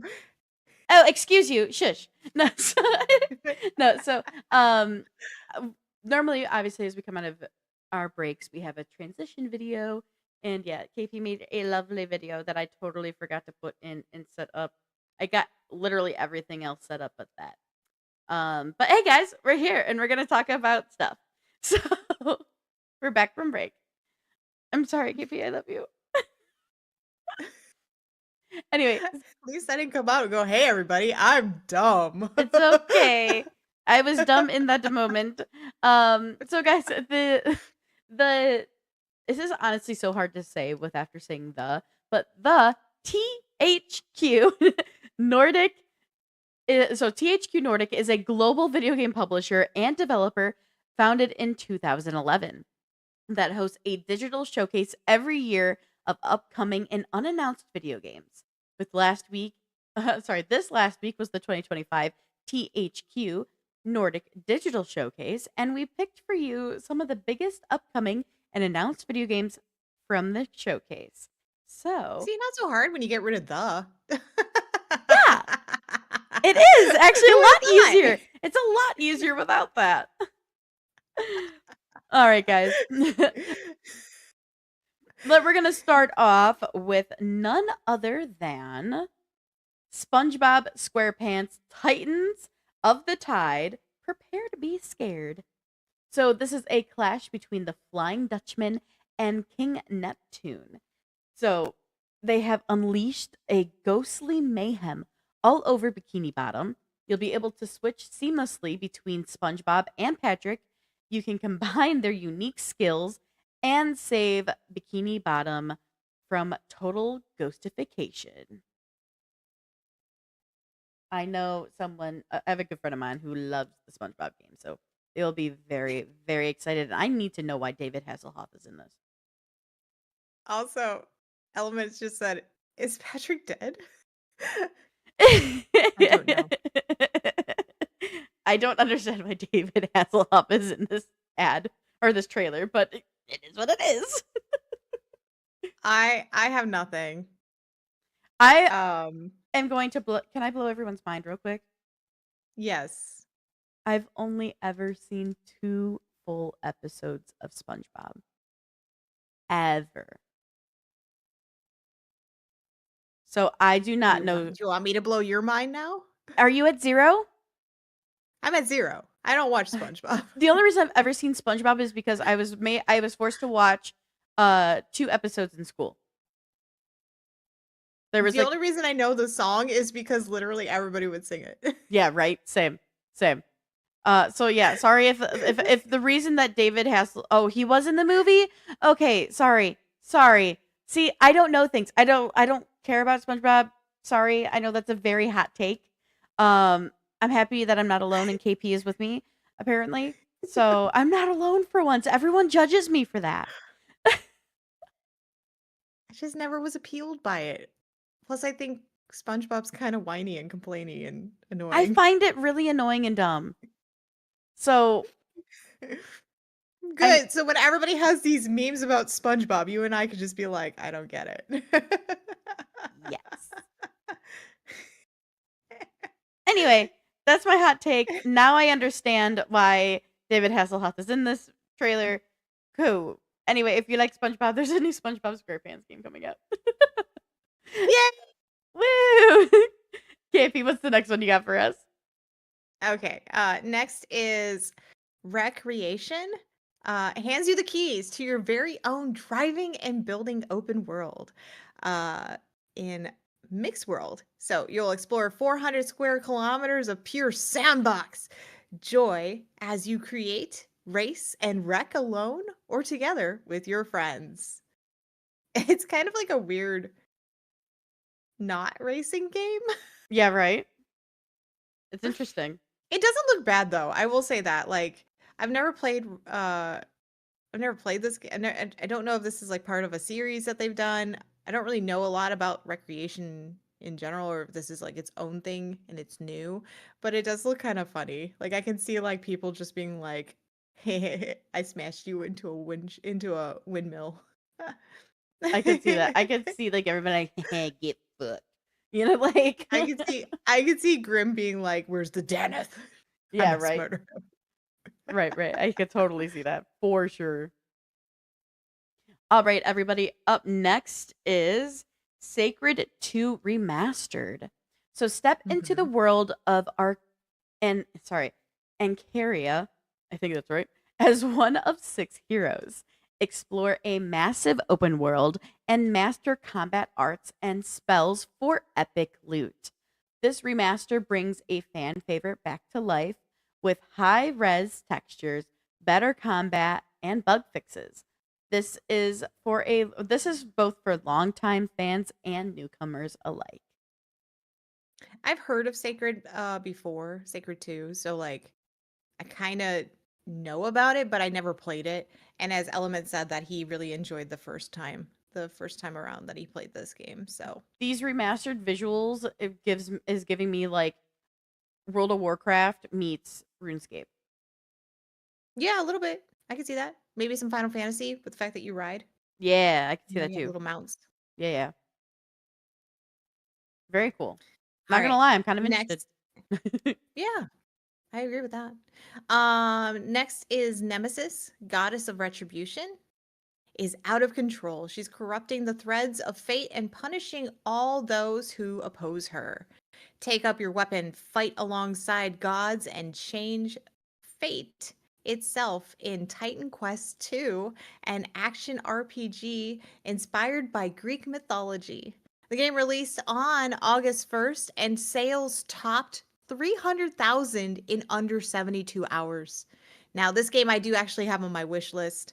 Um, it's very Diablo-esque, which always intrigues me because I love that. But I also love that it's inspired by Greek mythology because I love Greek mythology. I So feel that. I really want to get this game and try it out. I really do think that this would be a lot of fun. I did buy the first one and I haven't jumped into it yet, but I got it for like a really good price. So Nice, nice.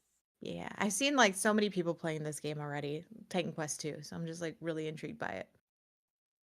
Yeah, even in chat on Twitch here, Gremlin even is like, "This is just Diablo." It even has the same UI. So, Oh yeah. yeah. So definitely agreeing with you that it definitely has those Diablo vibes. All right, y'all. So next, you get to forge your path to power in medieval Europe in the Guild, Europa 1410.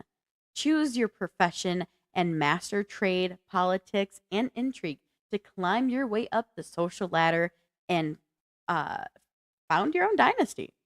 Secure your legacy and dominate history in this immersive economic simulation that you can play solo, in online co op, or in online PvP. These kind of games are interesting and can be entertaining. I get a little burnt out on them, but I'm very, very interested and intrigued in the co op or online PvP aspect of them because I've done Mhm. co op before for, I believe, is Europa Universalis 4. You're Mhm. able to work together on that one. So I'm curious to see how this works, especially with like the idea of online PvP as well.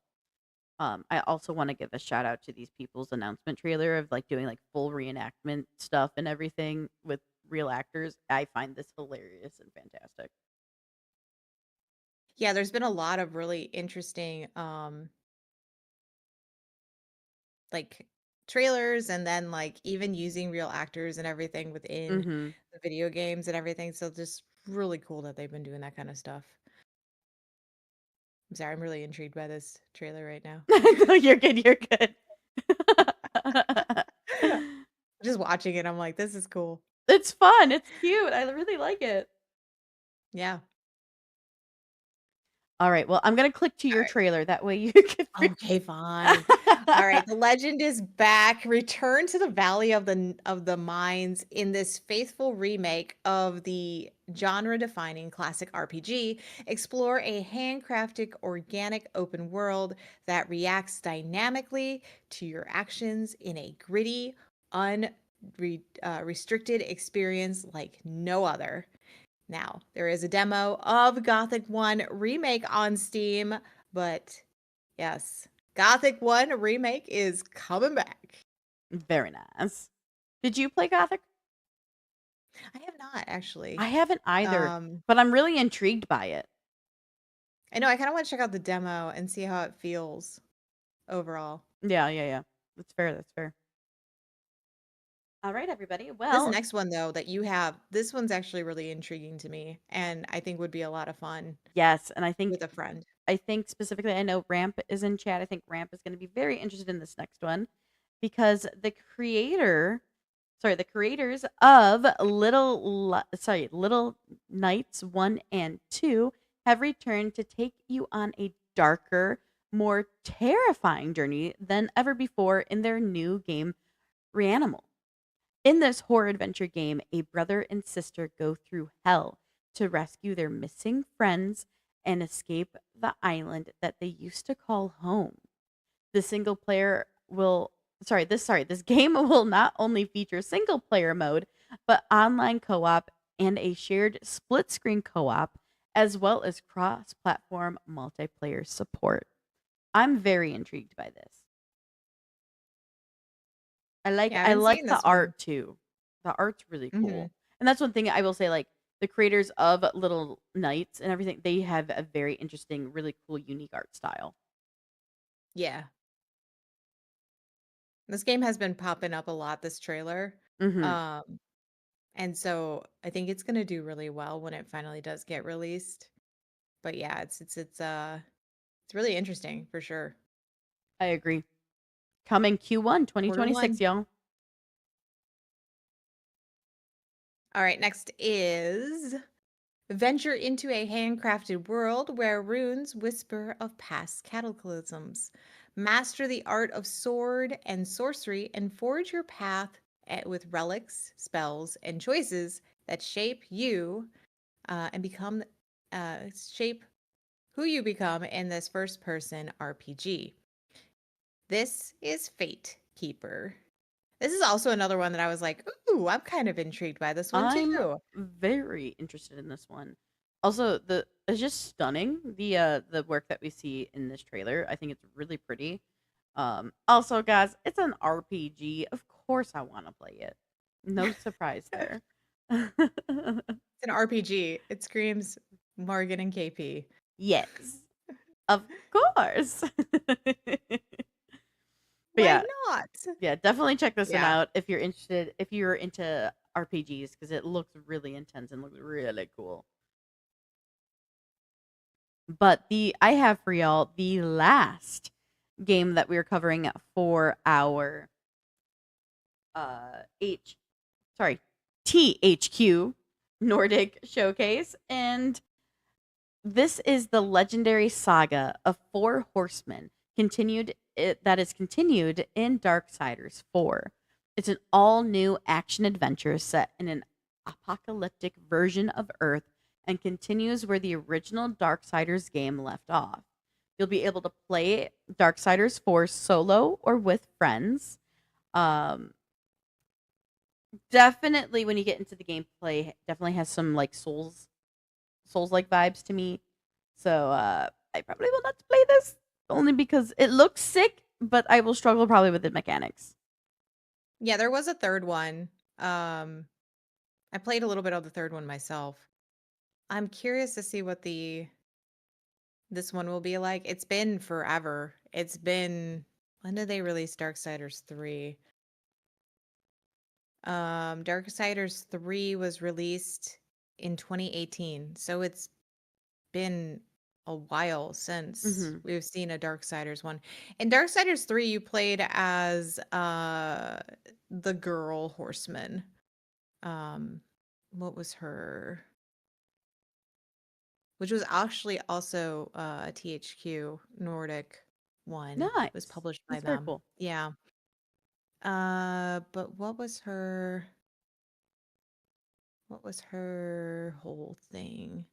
Oh, it was Fury. You play as Fury. Oh, gotcha. Okay. Yeah, so Fury was the female horseman, and then I don't know who we're playing as in 4. They didn't really like go into great detail. I'm looking right now to see if they even do say anything about.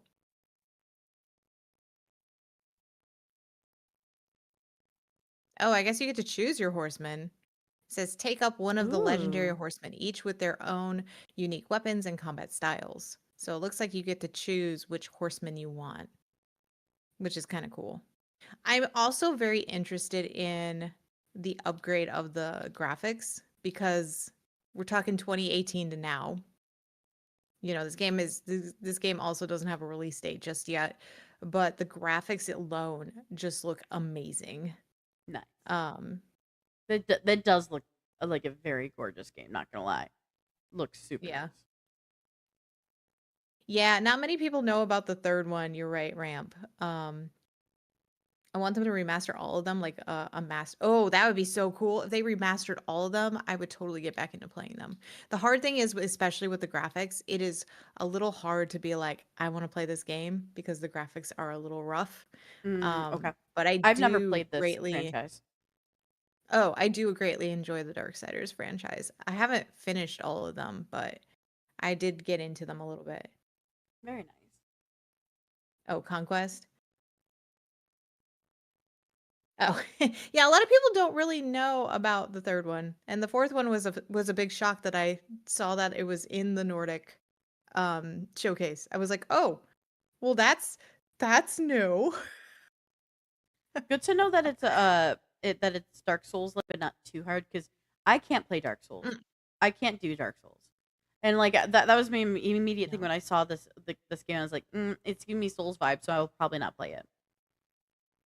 No, actually it's not that bad. It's not Okay. as bad as you think it is. Okay. Good. The one that didn't really do well was definitely Darksiders Genesis. That one just nobody really talked about. And I remember when that one was released, that one was just kind of like, "Hey, okay." Hmm. Um, but yeah, that one, it introduced the fourth and the last horseman, which was Strife in Genesis. But each one you play as a different horseman, which is pretty cool. Interesting. Very cool. Yeah. Well, guys, this does wrap up our bit for the THQ Nordic Showcase.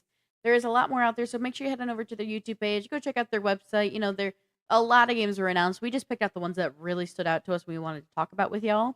But also, please in our comments, let us know which games are you excited to check out? Because I'm definitely excited for the Reanimal. I'm also really excited for um Fate Keeper is another one that I'm really excited for.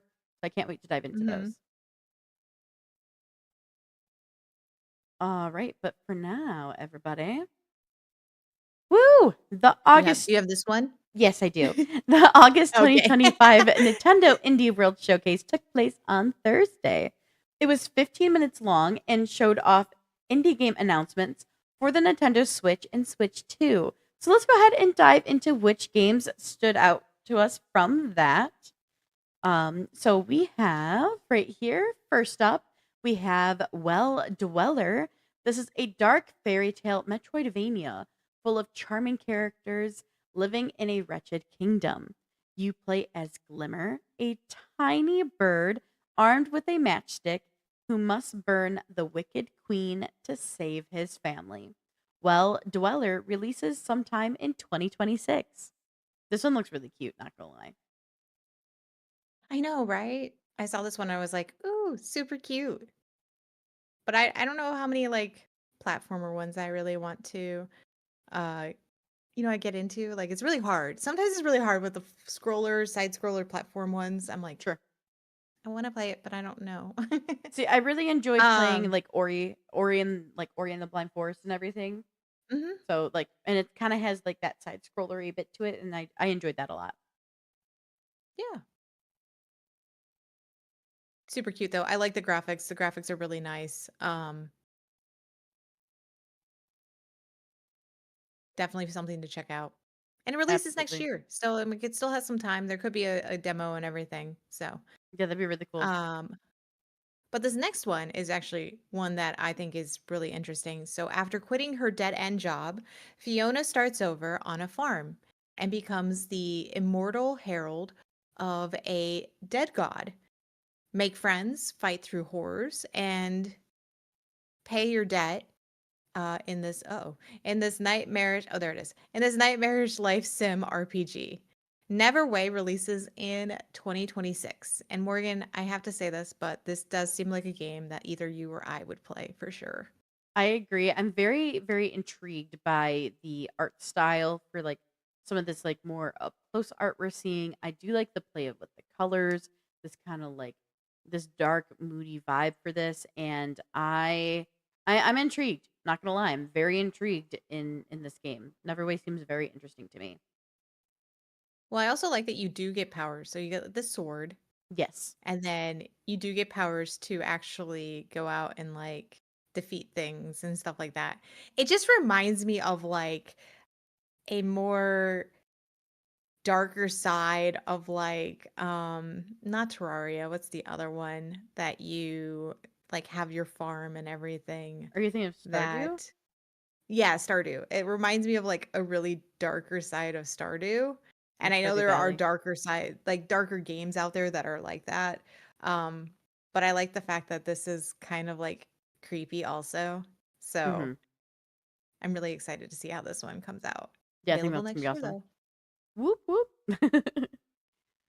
Yes, I agree. Gremlin, this game does look like it might be a little that's so depressing, but I'm here for it. All right, and then next up we have is this seat taken? So this is a logical puzzle game where you play matchmaker for groups of hilariously particular people. Each character has pet peeves that make seating them a delightful challenge. Find the perfect spot for each person to unlock new levels in this cozy, silly, and relatable experience. Is is the seat taken?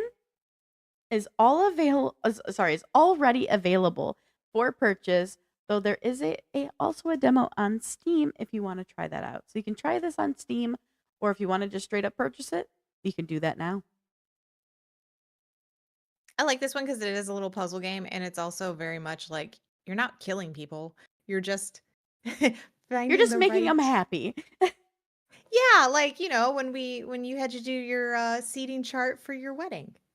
That was not a thing. Nope. That was sit wherever the hell you want. Alright, this next one, actually, I am very interested in, and I'm actually going to do a demo on a first look of the demo that is available for this. So this is called Ball Pit. It is a brick-breaking, ball-fusing, base-building survival roguelite. You batter hordes of enemies with ricocheting balls and gather the riches of the pit to expand your homestead, generate resources, and recruit unique heroes. Ball Pit will release this fall, but like I said, there is a demo on Steam, and I'm going to do a first look at it. I'm really excited about this. I think it's going to be really fun. And I think I've even seen that this is coming to like Xbox Game Pass if you're on there and stuff like that. So it's kinda different and unique, and I like it, and there's the base building that you get with it and everything, so I'm very intrigued by this. Very nice. It does look like a lot of fun. Definitely seems very much up your alley. Mhm. All This right, next guys. one, though, I'm like, "Morgan, Morgan, Morgan." That's what I kept thinking when I watched it. I was like, "This is so cute." Yeah, so this next one, guys, very, very interesting. You'll actually soar the seas at the end of time. Sorry, let me skip ahead. That way y'all can actually see what it looks like. There we go. Um, so 6 million years in the future, the world has frozen over and the oceans have been sealed under a thick layer of ice. So become a tuai, a species that evolved from birds, and protect the Everwinter in this futuristic underwater game. This is Glaciered, and it does have a demo of the PC version available on Steam right now, which I will be giving a try and seeing what it's all about and what it's like. But this one's very interesting, very unique. It's like I don't know, like this creature you play as is kind of like penguin esque, but I don't know how else to describe it. But it's very interesting. You're able to upgrade your abilities. You're able to attack with like these glaciered like fins or wings, if you will. I'm very, Mm. very interested to see, like, honestly, what this is. But this is Glaciered, everybody. I think it's super cute. I think it kind of reminds me of the shark game that's out there, but like with a different animal, with a different creature. Yeah, I And could see that. so, I could see that. yeah. That's really cool. But I think it's very like I saw it and I was like, this is super cute, and I think Morgan would like it. All right, this next one is called Undusted Letters from the Past.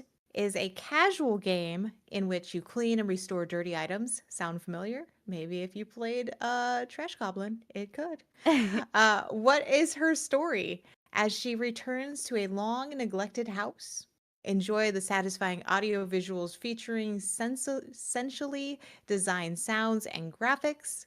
There is no release date for Undusted Letters from the Past, but there is a demo available on Steam.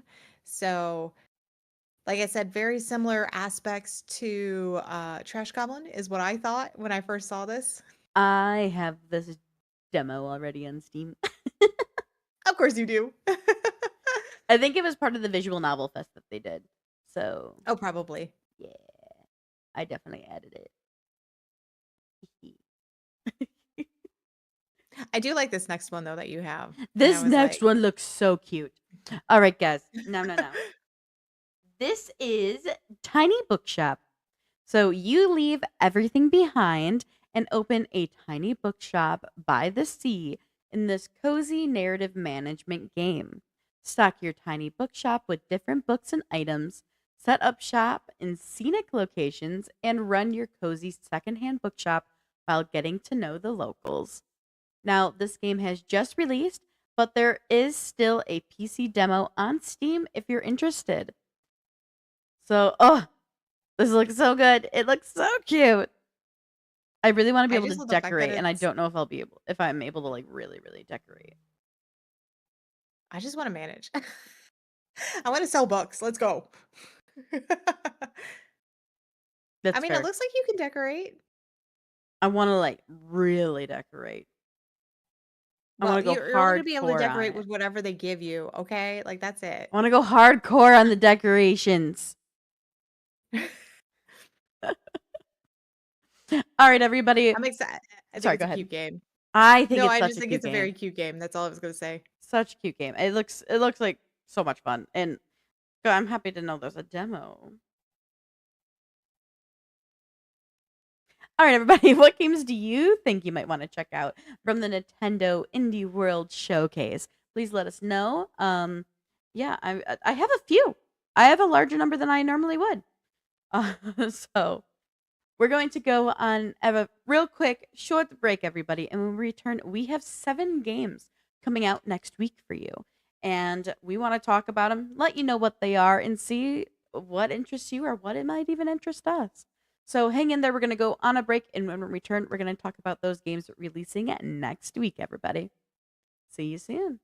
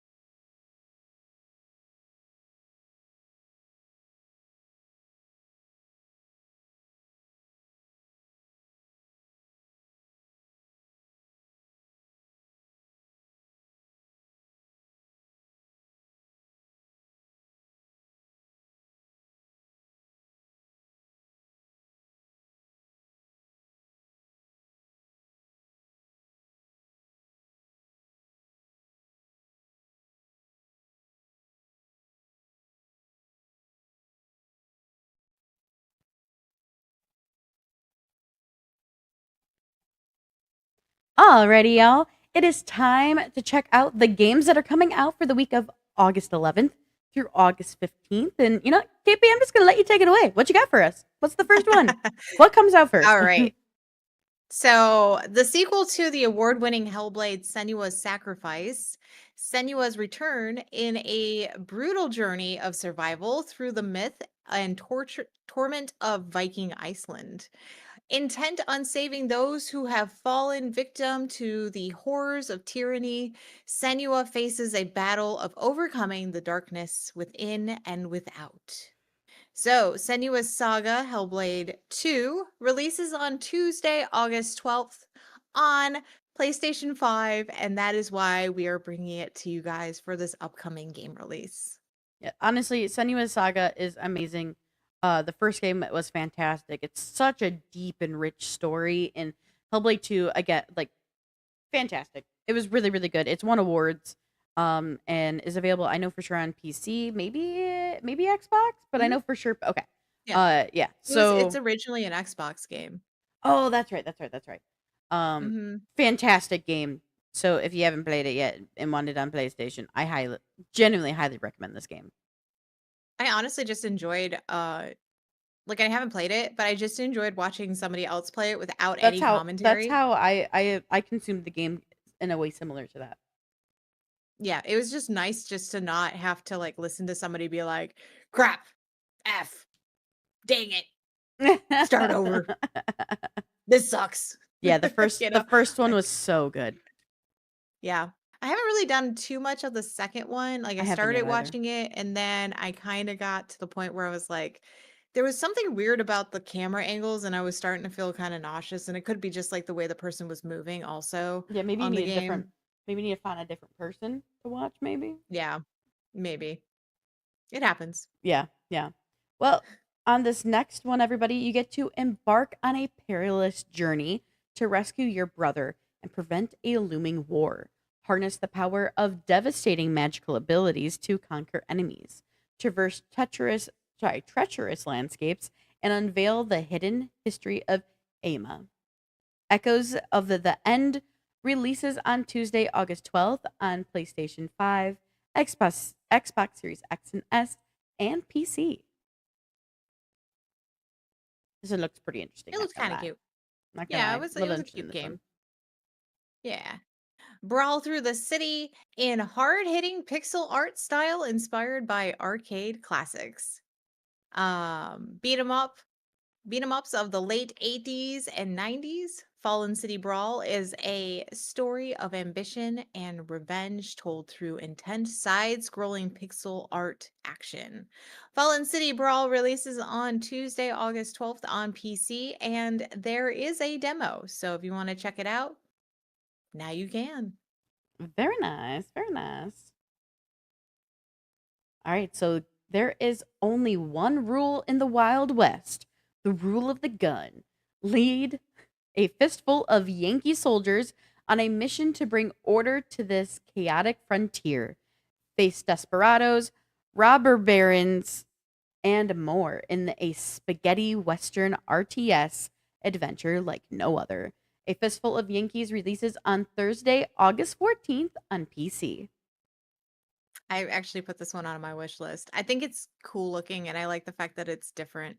It's a very different art style. Like the art style is not how it looks there in its poster image. Um, Mhm. but it's fun. It looks really fun. All right, this next one.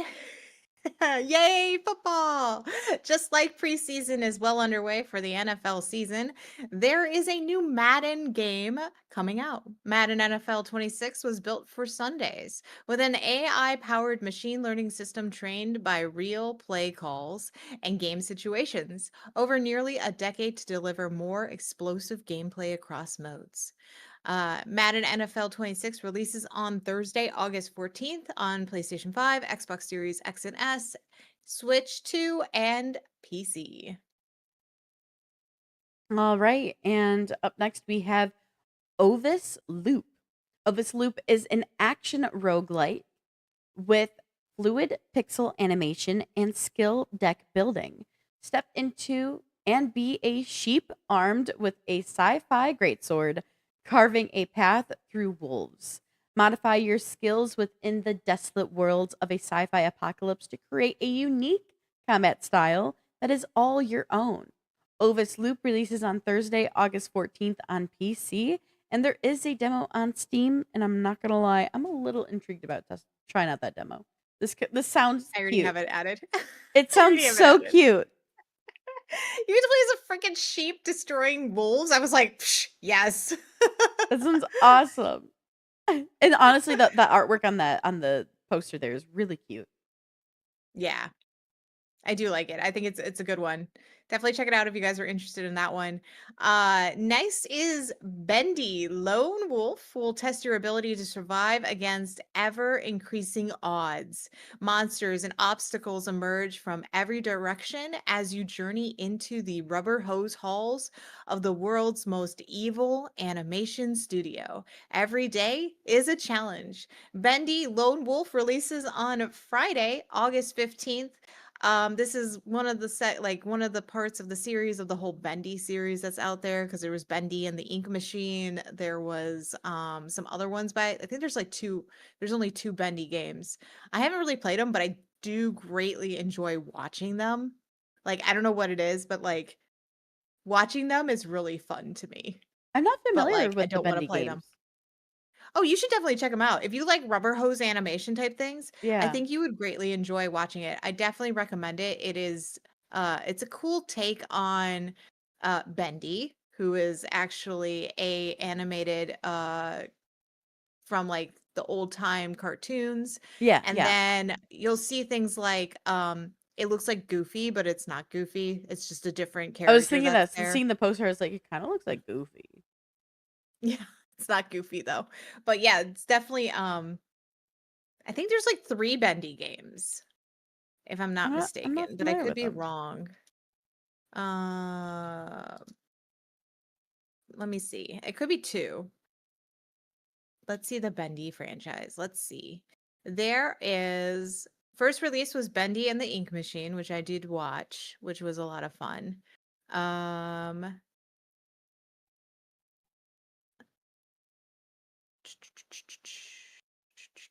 and then there was Boris and the Dark Survival, which was the prequel to Bendy and the Ink Machine that released in 2020. And then there was Bendy and the Dark Revival, which was 2022 when that was released. That then there was Bendy Secrets of the Machine, which I did watch that one. And then there's multiple spin-offs. There's Bendy in the Nightmare Run, and then there's Bendy and the Brine Barrel, which does that one doesn't come out until which is a joke game that released for 2025's April Fools on April 1st, which was only on Windows. So that's kind of cool. But yeah, Wow. I know. And then they did crossovers. They did Bendy versus Cuphead. That was a thing. Oh. And there's even novels. If you want to get into the books, there's whole novels of it and everything. There's comic strips. There's graphic novels. Um, yeah, Sick. Bendy is like all over the place. There's film adaptations of Bendy. Um, a whole bunch. Bendy is definitely like a character that's definitely out there. Hmm. Intriguing. Yeah. Well, everybody. Morgan's like, I'm gonna go watch Bendy later. Maybe. With that all being said, though, everybody, this does bring us to the end of our show this week. For our next show, just so you know, the 4X Fest will be underway from Monday, August 11th through Monday, August 18th. So these are games that feature complex simulations of scientific research, economics, diplomacy, and social dynamics. So we'll spotlight some of the games from that fest next week. But we want to remind you before we go, don't forget to check us out across all of our social medias. We're on Facebook, Twitter, Instagram, Blue Sky, LinkedIn, TikTok, and Threads. And also, KP didn't forget one. She did them all. Good job. I get them all. Good Yes. job. Woohoo! I'm the best. You are the best. I'm the best. All right, guys. And don't forget that if you are liking our content, make sure you show us some love. Hit the heart on Twitch. That's right, hit that heart button. We're at 87. We would love to see 100. That would be fun. Ooh, ooh. I mean, it'd be a nice pace, change of pace.